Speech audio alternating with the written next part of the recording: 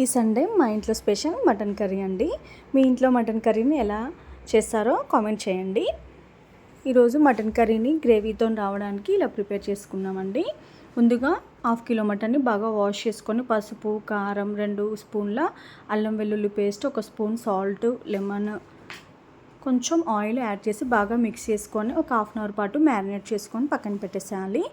మటన్ని మనం కుక్కర్లో కుక్ చేసుకోవడం వల్ల తొందరగా అయిపోతుందన్నమాట. ఈజీగా పీసెస్ అనేవి కుక్ కూడా అవుతాయి.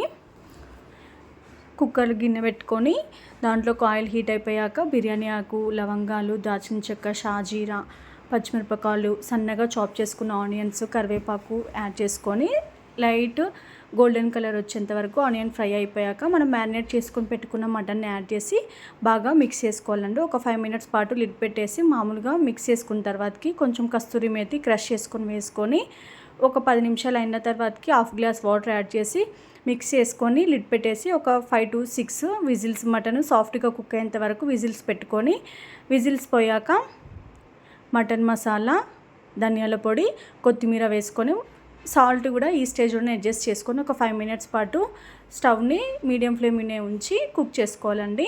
అప్పుడు ఎంతో టేస్టీగా ఉండేటువంటి మటన్ కర్రీ రెడీ అయిపోతుంది. మేమైతే కొంచెం గ్రేవీ కర్రీగానే ఉంచాము, చల్లారినాక మరీ థిక్గా అయిపోతుంది అనేసి కర్రీ.